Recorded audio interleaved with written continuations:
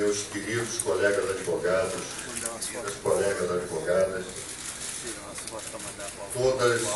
todos os representantes dos movimentos sociais, das entidades, representação de classe aqui presente, meu mais fraternal abraço. Eu digo que a nossa fala inicial seja em homenagem aos companheiros da luta, injustiçados pela prisão e pelo exílio. Todo tributo de nosso apreço aos homens da resistência democrática, homens e mulheres, que foram punidos pelo arbítrio, mas consagrados pela gratidão e pelo respeito nacional. Nossa solidariedade mais fraterna aos órfãos de pais vivos, quem sabe, mortos, talvez, órfãos do talvez, órfãos do talvez e do quem sabe, as viúvas com maridos vivos, quem sabe, mortos, talvez, viúvas do quem sabe e do talvez. Essas palavras não são palavras minhas, governador. São de autoria do deputado federal Alencar Furtado. Partes desse discurso proferido no programa eleitoral do MDB nos idos de junho de 1977 e que lhe custou a cassação com base no famigerado AI-5, ditada pelo general Ernesto Geisel. Trata, por óbvio, do flagelo que o país então vivia por conta dos mortos desaparecidos da ditadura militar. Oposicionistas que eram presos por órgãos de repressão do Estado, torturados, mortos e sumidos como se nunca tivesse existido. Em 1977, os fatos denunciados pelo saudoso e corajoso deputado eram então recentes, ocorridos nas masmorras de quartéis, nas ruas suburbanas das cidades e nos campos deste vasto país. Quanta tristeza, portanto, nos impregna ao constatarmos que no lapso de mais de 30 anos de história, os órfãos do talvez e do quem sabe, as viúvas do quem sabe e do talvez, ainda se enredam nessas mesmas incertezas. Mas é tempo de bradar, ousando dizer o poeta Drummond, porque a injustiça há de se resolver.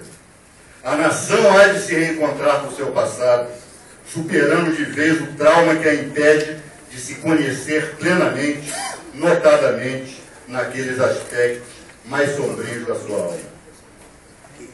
Eu quero dizer, e já que estamos falando de memória, já que estamos falando de evocação, eu me lembro que em 2010 nós lançamos aqui nesse plenário, o companheiro Paulo Abrão estava presente, a nossa campanha pela memória e pela verdade, a campanha da OAB do Rio de Janeiro. E quero desde já, mais uma vez, na figura do Osmar Prado, do ator Osmar Prado, agradecer mais uma vez a generosidade desses artistas que, sem cobrar um tostão da nossa entidade, colocaram o seu talento e a sua generosidade a serviço da nossa causa, a serviço da democracia, a serviço da memória, da verdade e da justiça que devem prevalecer nesse país. E por que a campanha? Por que o meu início de discurso aqui, evocando o saudoso deputado Alencar Furtado, fala nos mortos desaparecidos? Porque eles são a razão de ser de qualquer comissão da verdade.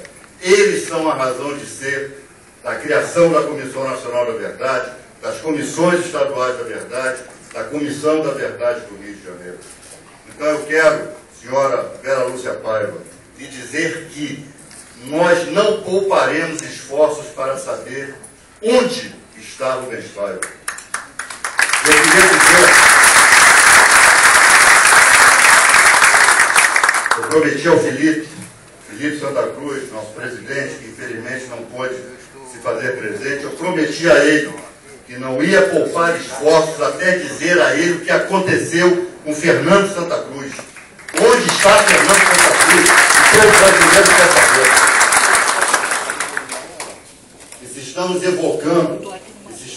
tratando de memória, eu quero também enaltecer o papel extraordinário que meus colegas advogados tiveram naquele período. Quero aqui cantar, quero aqui bradar o nome de Modesto da Silveira, de Rosa Cardoso, Marcelo Porteira, Pedrinho Moreira, de Sobral Pinto, que dá o nome a esse prédio. A maior honra do meu mandato foi dar o nome desse prédio de Sobral Pinto, que simboliza todos os advogados brasileiros. Todos os advogados brasileiros devem se sentir representados por esses exemplos extraordinários de coragem, de combatividade, de sacrifício, que esses colegas, que eram uma lenda para mim quando eu era jovem, hoje eu conheço essas lendas, posso apertar as mãos e ter a honra de dizer que são meus amigos, minhas amigas. A vocês, todo o meu carinho, todo o meu abraço carinhoso. Quero dizer que a Comissão da Verdade do Rio vai enfrentar essas questões como elas devem ser enfrentadas. Eu me lembro que à época da instalação da Comissão Nacional da Verdade, aquelas vozes que de vez em quando surgem das trevas, surgem das mais profundas, dos mais profundos abismos de que nós temos notícias, vieram falar de Dorlade, vieram cobrar da comissão que investigasse, que também investigasse o lado daqueles que combateram a ditadura civil-militar com os meios e modos apropriados para aquele momento. Nós queremos dizer que não vamos entrar nessa provocação, que não vamos entrar nessa visão de catástrofe. Mas quero dizer que eu tenho uma noção de dois lados, da existência de dois lados. Houve, naquele período sombrio do golpe de 1964, parlamentares que desonraram o mandato. Houve o senador Auro de Moura Andrade, houve o deputado Ranieri Mazzilli. Esses desonraram o mandato. Esses declararam que o presidente João Goulart, ainda em território nacional, declararam que ele tinha fugido do território nacional. Mas há parlamentares que honraram o mandato. Há Rubens Paiva, há Alencar Furtado, e nós temos que contar a história desses que poucos sabem do seu exemplo. A juventude brasileira só sabe, se é que sabe, que Rubens Paiva desapareceu. A juventude brasileira não lembra mais quem foi Alencar Furtado. Nós temos que contar a história desses homens extraordinários, que é graças a eles que nós estamos aqui hoje, pacificamente, nos reunindo e lançando uma comissão da verdade. A eles também todas as nossas homenagens. Nós falamos em ditadura militar. Hoje nós execramos aqueles que desonraram a farda. E execramos legitimamente e justamente. Fala-se, todos sabem, do brigadeiro Fournier que quis explodir o gasômetro aqui no Rio de Janeiro, que poderia causar uma catástrofe de proporções desconhecidas aqui na nossa cidade. Temos o exemplo do capitão Wilson Machado, que juntamente com o sargento tentou explodir a bomba que talvez matasse milhares de pessoas num show do 1º de maio, no Rio Centro, em 1981. Mas nós temos também os exemplos extraordinários do brigadeiro Moreira Lima, herói de guerra, combatente.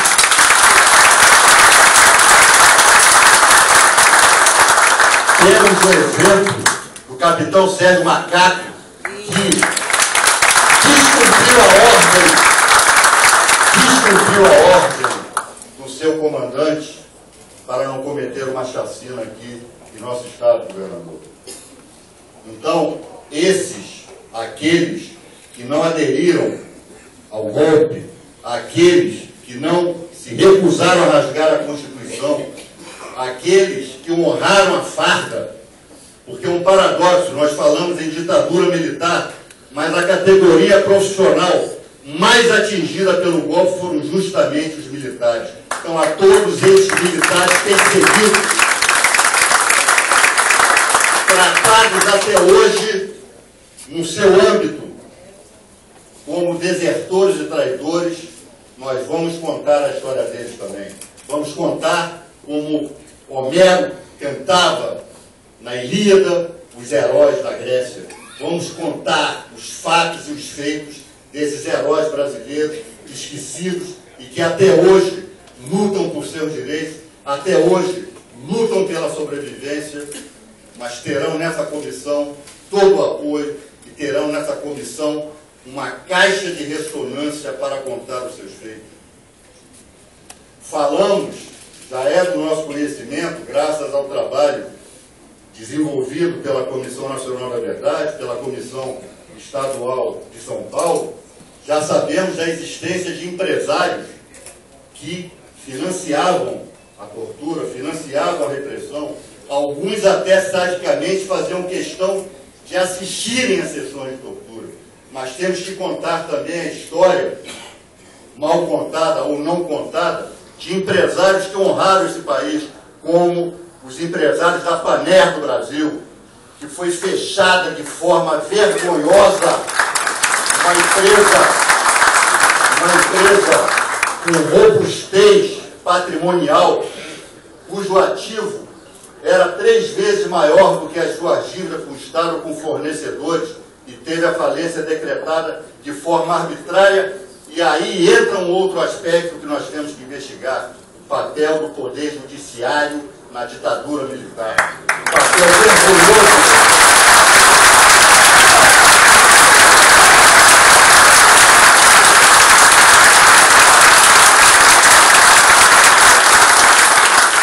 Ao jogar luz sobre o processo de falência da Paner, nós jogaremos luz em alguns aspectos que não honram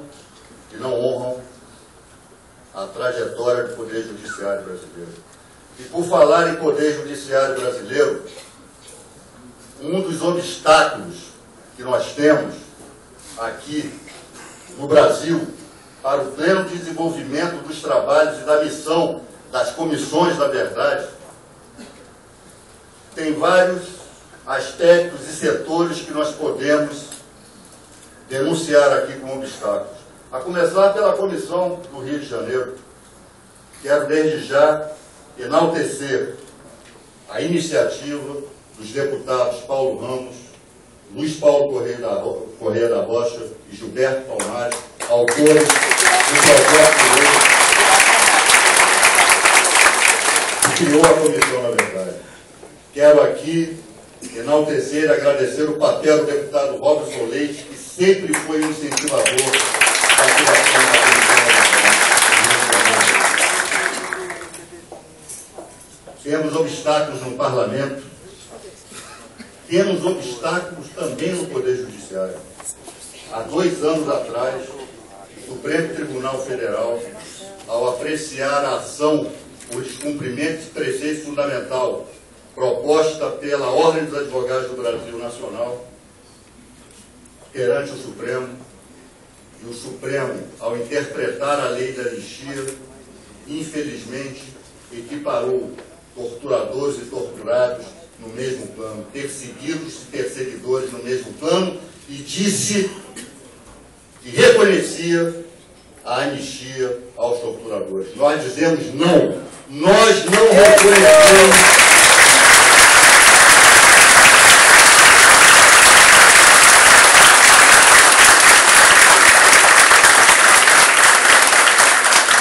não reconhecemos essa anistia. E aqui, desde já, eu rebato essas bobagens, essas provocações de dizer que isso é revanchismo. Não, ministro. Ninguém aqui está pregando que torturemos os torturadores. Ninguém aqui está propondo que sumamos com aqueles que fizeram desaparecer os nossos companheiros. Ninguém aqui está propondo tribunais de exceção. Ninguém aqui está propondo pau de arara, choques elétricos. Não, ninguém aqui está propondo. Estamos bradando por justiça. A eles, o Estado democrático de direito. a eles o direito de sentar no banco dos réus e se defender, se é que poderiam se defender daquilo que fizeram. O que nós queremos é justiça. E vamos cobrar justiça. Porque aqui em nosso estado, governador, em nossa cidade, de vez em quando nós esbarramos com um por aí. Vivem aí nos nossos restaurantes, vivem aí pelas ruas, como se nada tivesse acontecido, com a tranquilidade de quem não tem peso na consciência. Isso é inaceitável, até quando olhamos para o panorama da América Latina e vemos como estão sendo tratados esse tipo de bandidos lá na Argentina, lá no Chile,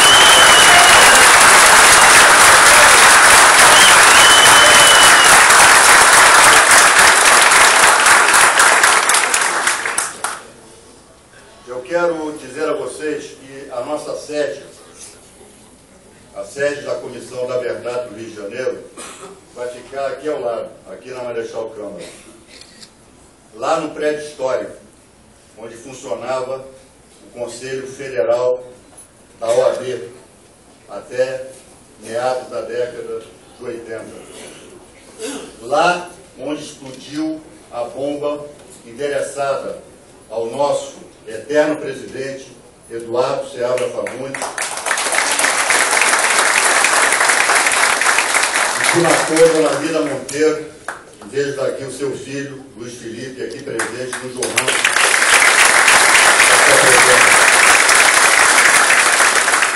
A comissão funciona exatamente no quarto andar, o andar onde explodiu a bomba que matou a Dona Lida. A minha sala na comissão é a sala onde Dona Lida trabalhava.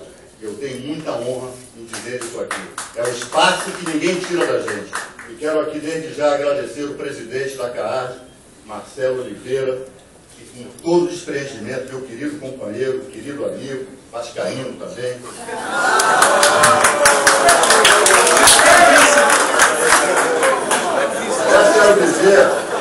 Quero dizer, já que houve manifestações aqui em relação a isso, tenho muita honra de ser vascaíno, e não só por preferência com o Visca, não, porque o Clube de Regata Vasco da Gama tem uma história contra a opressão nesse país. Foi o primeiro clube a votar com jogadores negros e combater o racismo.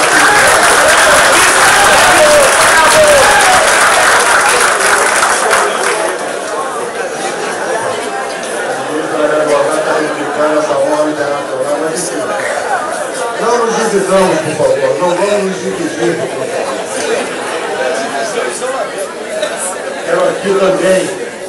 Quero aqui também agradecer meu querido companheiro e amigo Felipe Santa Cruz, meu sucessor aqui na OAB, por ter cedido as dependências da ordem, e assim não poderia deixar de ser.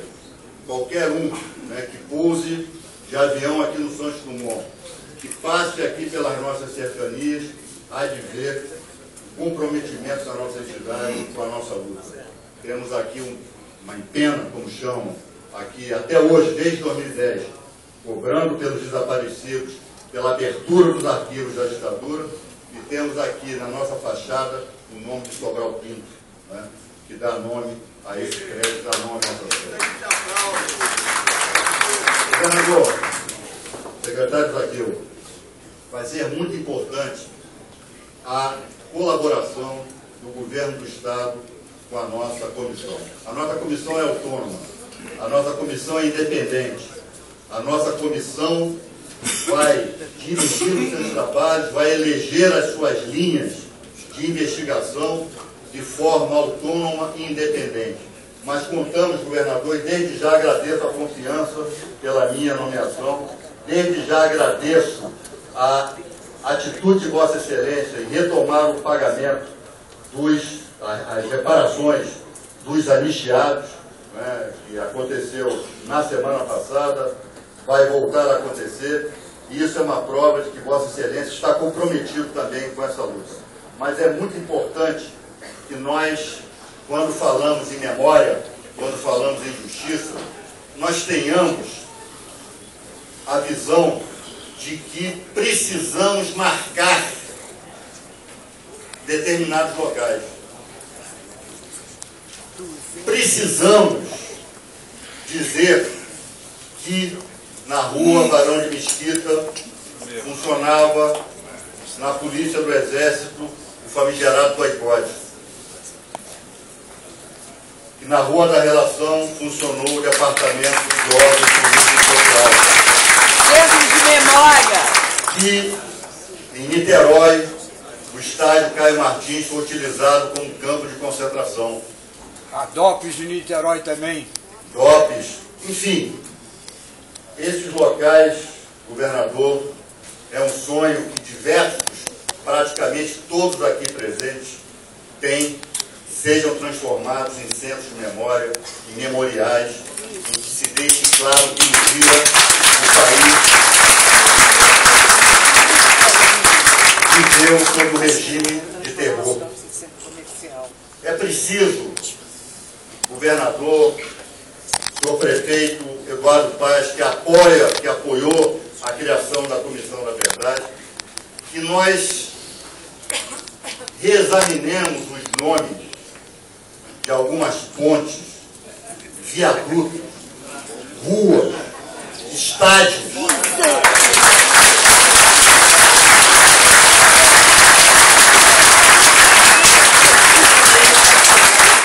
Escolas que têm um nome, que ainda levam o nome de quem desonrou a democracia.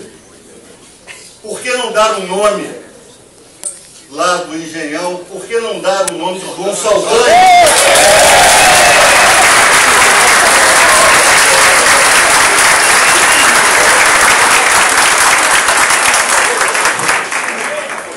Peço aos senhores vereadores que tenham essa sensibilidade.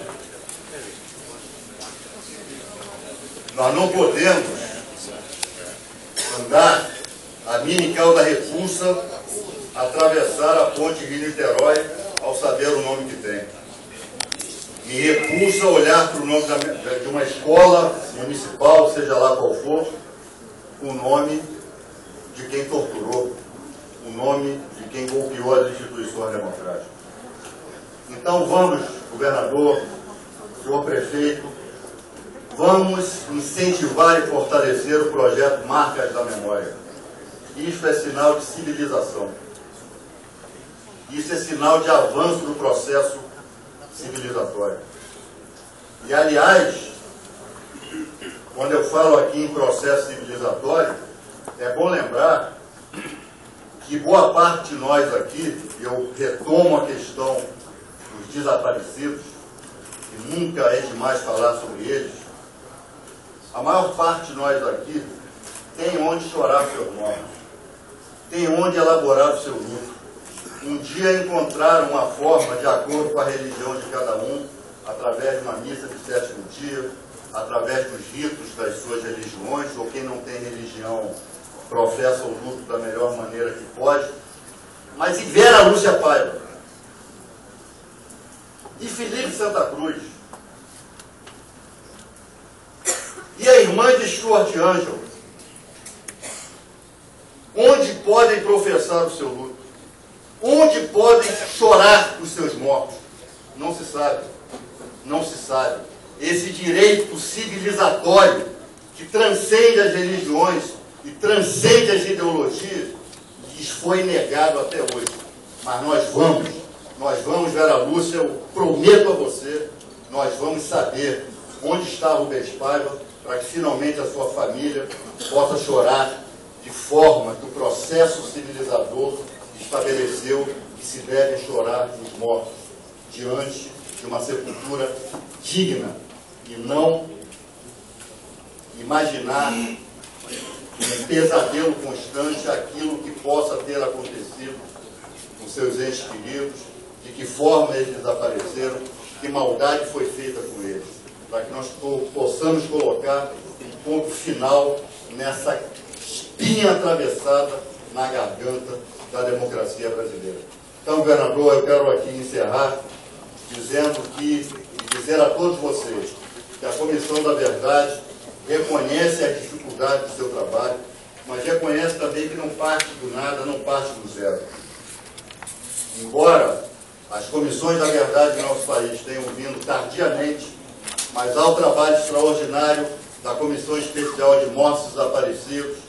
Eu quero agradecer a presença do seu presidente, Marco Antônio Barbosa, ao trabalho extraordinário da Comissão da Anistia, aqui representada pelo seu presidente, meu querido amigo Paulo Abrão, ao trabalho já iniciado da Comissão Nacional da Verdade, ao trabalho iniciado desde o primeiro desaparecido, os familiares dos mortos desaparecidos, ao trabalho do grupo Perfil Nunca Mais.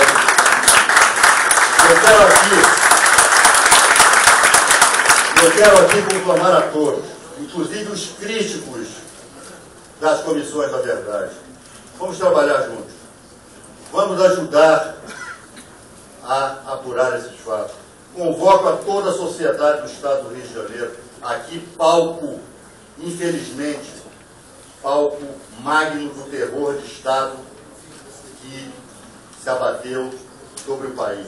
Aqui no Rio de Janeiro existe o maior número de desaparecidos, aqui houve os atentados terroristas do Estado, aqui houve a bomba no Rio Centro, houve a bomba na OAB. E aqui houve os centros clandestinos de tortura, inclusive a famigerada Casa da Morte, da qual ninguém saiu vivo, a não ser a brava Inês Etienne Romeu, que merece aqui todas as nossas homenagens.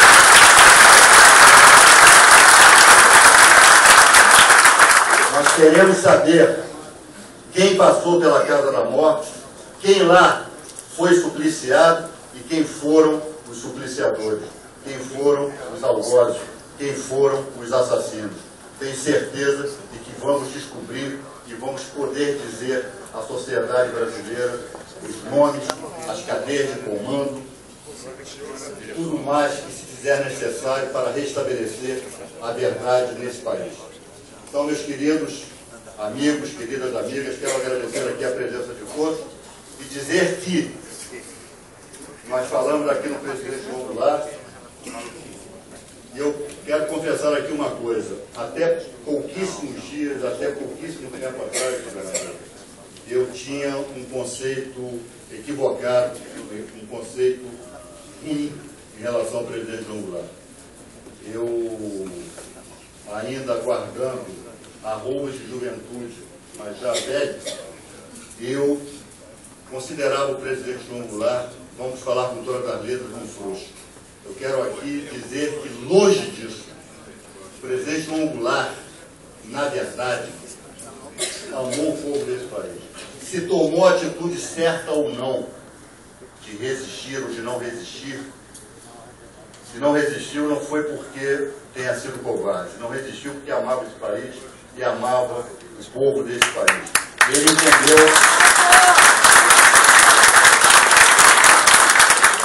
entendeu que não tinha condições de resistir. Se é certo ou errado, mas ninguém tem o direito de chamar o presidente João Goulart de covarde. E com a exumação, eu encerro dizendo, com a exumação dos restos mortais do presidente João Goulart, nós estamos exumando a ditadura militar brasileira. Muito obrigado. Venham trabalhar conosco. Vamos restabelecer a verdade. Vamos resistir.